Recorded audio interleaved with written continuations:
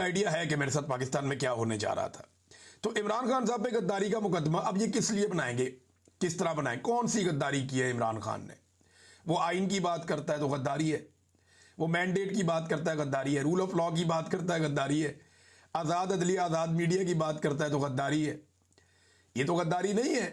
इमरान खान साहब ने अगर गद्दारी का मुकदमा बनाना था तो 2.5-3 साल पहले बनाना था।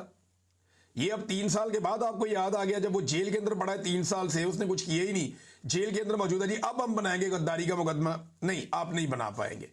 आपने बड़ी कोशिश की बड़े लोगों को गद्दार करार देने की, लेकिन जो भी पाकिस्तान में आइन से गद्दारी करने वाले हैं वो 4 बुनियादी तौर पर तो डिक्टेटर हैं, सीधे सीधे आइन से गद्दारी करने वाले 4 बुनियादी तौर पे डिक्टेटर्स हैं सीधे सीधे, जिनमें एक general Ayub, general Yahya, general Zia और जनरल मुशर्रफ।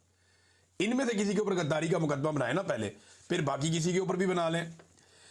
नाजरीन, स्पीकर ने मुज़ाकरात की ऑफर की है मुबैना तौर पे, और पाकिस्तान तहरीक इंसाफ के लोग इस पर बात भी कर रहे थे। लेकिन हैरत की बात यह है कि अभी तक जो अपोजिशन का एक स्पीकर को अगर मुज़ाकरात करने ही है तो अपोजिशन लीडर का नोटिफिकेशन तो जारी कर देना भाई। जब नोटिफिकेशन फील्ड मार्शल साहब का जारी करना था तो फटाफट हो गया था, शहबाज शरीफ साहब को बरतानिया से भी बुलवा लिया गया था। लेकिन एक नोटिफिकेशन है इतने लंबे अरसे से अटका हुआ है अपोजिशन लीडर का, महमूद खान अचकजई को इमरान खान साहब ने नॉमिनेट किया हुआ है, वो अभी तक नोटिफिकेशन ही नहीं हुआ। और ये वही महमूद खान अचकजई हैं जिन्हें पिछली मरतबा पीडीएम की जमातों ने अपने साथ रखा हुआ था जमहूरियत का लारा लगा के, और उसके बाद ये फौजी ट्रक में सवार होकर सारे के सारे असेंबली में पहुंच गए फॉर्म 47 लेकर, और महमूद खान अचकजई के सामने पूरा पोल भी खुल गया। तो अब जो अचकजई साहब हैं इनको नोटिफिकेशन जारी नहीं किया जा रहा। इसके ऊपर जो अपोजिशन है पाकिस्तान तहरीक इंसाफ, उन्होंने एक पार्लिमानी एक मीटिंग भी की है जो पार्लियामेंट के अंदर इनकी होती है। वहां चंद चीज़ों के ऊपर उन्होंने गौर किया। एक तो राणा सनाउल्लाह ने एक ऑफर की थी कि एक पार्लियामेंट्री कमेटी बना देते हैं, इमरान खान साहब की जेल से उल्टों का जायजा ले लेते हैं। उन्होंने कहा जी बिल्कुल ठीक है, बनाओ, इधर से फंसते हैं इधर से फंसाओ। उन्होंने कहा राणा सनाउल्लाह को इसके अंदर शामिल करें और बाकी लोग जो है पाकिस्तान तहरीक इंसाफ सेनेटर्स के, कौमी असम्बली के अरकान के और वकला के नाम दें, ताकि इमरान खान साहब तक के लिए रसाई और रास्ता तो खुले ना। राणा सनाउल्लाह साहब खुद भी जाना चाहते हैं तो जाके देख लें, उन्हें आइडिया हो जाएगा। लिहाजा फौरी तौर पर पाकिस्तान तहरीक इंसाफ ने मुतफिका तौर पर इस बात को तस्लीम कर लिया कि जनाब इसको हम कर लेते हैं।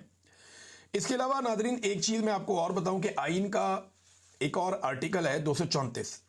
वैसे ये जो इमरजेंसी के हवाले से आर्टिकल्स हैं ये 232 से लेकर 237 तक है।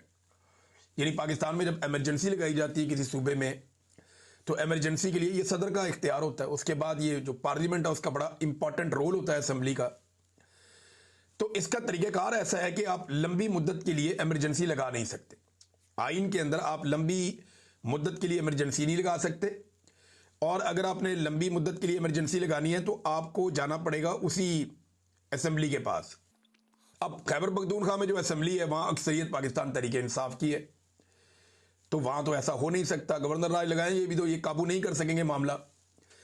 तो अब मुबैना तौर पर यह पता चला है कि 28वीं आइनी तरमीम के अंदर जिन मजीद चीज़ों को तब्दील किया जाएगा उनमें एक चीज़ ये आर्टिकल 232 से 237 तक इसके बीच में छेड़छाड़ करेंगे, और कुछ इख्तियारात जो हैं वो दे देंगे आईनी अदालत को कि अब ये आपके पास इख्तियारात हैं, छोड़ें पार्लियामेंट को, छोड़ें असेंबली को। उनके इख्तियारात ऐसा लगता है कि अब ये ख़त्म कर